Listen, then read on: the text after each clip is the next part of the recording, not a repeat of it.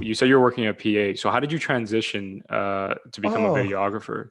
Yeah, oh, like okay. how? Uh, oh man. So in film school, I didn't actually take any camera courses. So like Okay. you stream in film school. So like you're a sound person, you're an editor, you kind of Yeah, stream, you you pick up touch your on the courses different you like. project. Yeah, different roles. Yeah. Yeah. So I like, in your first and second year, you kind of do a little bit of everything. But in third year, that's when you dive in, right? And I Right. never wanted to shoot, dude. Like I never had like I always thought that I didn't have an eye. I always thought, and I still don't. An eye can be taught, like you can teach Right. someone how to frame properly, you can teach someone how to expose properly, but I think that extra 10-15% is skill. And Right.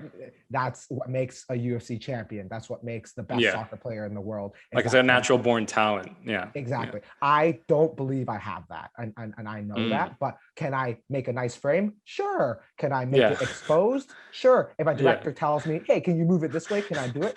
Of course. No problem. But I would Yeah. not consider myself like a cinematographer or like a DP in any regards. Right. Can I make it look cool? Sure. Right. So Right. that's my preamble. But I didn't take any camera courses. I didn't Right. take any camera courses in film school. I took production management, I took transmedia development, and I took script writing. So Mm. I was aiming to be a producer, right? That's kind of Mm. my trajectory. My one of my really good friends in film school, Darren Day, got me a internship at this company called Forte Entertainment, Nice. and they were looking for PAs. They really liked us. They hired me as a driver PA. My first job was getting coffee, driving people around, getting releases, and we were shooting a TV show at the airport called Hello Goodbye, and it was all about hellos and goodbyes in the airport. And my job was to like feed them, make sure fire watch the gear at lunch. And like my days were long. Like I had like 16-hour days and Shit. like 14-hour days. They were like long because in the morning I had to wake up, get the media, go to the airport, and then after the 12-hour day drive back to the office, drop off the media, then I could go home. You know what I Right. mean? So the days were long. So essentially, I met the camera team there, a lovely DP named Gurjeet Man, and he kind of inducted me and took me under his wing and was like, I like how hard you work."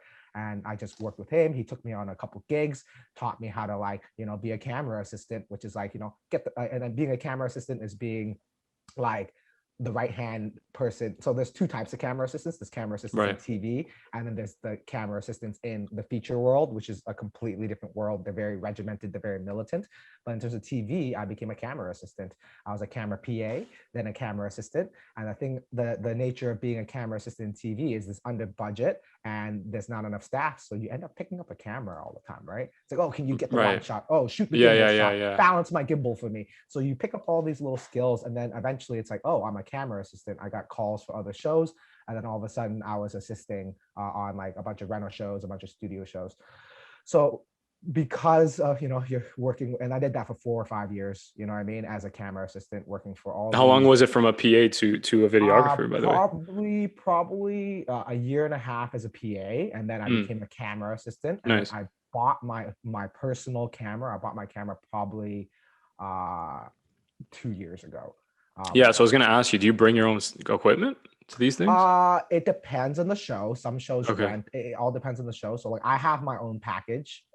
Like I have my own package for like little things I do, social media videos. I have an FS7, I have some mics, I have some lights, but this is just because I've acquired it over the years. Because Right. Of course. I That's what I just always wanted to tell people. Like yeah, when you exactly. start this business, you don't buy a red camera. Yeah, Yeah. You don't like yeah. right away. You I accumulate it. Yeah. I started with an A7S1 that was beat the shit up by the DP. The DP Yeah. sold. Yeah. He was my DP, and he gave me a fucking great deal on it, and it was like beat to shit. And that was my first camera. And then, Right. but like really, I didn't pick up my gear until like like the end of last year was when I Yeah, really which is started crazy getting to me more because I stuff. remember you Right? from 2019. So that means all that time, or 2018, all that I time in didn't have between. anything. Yeah. I didn't have Yeah. anything.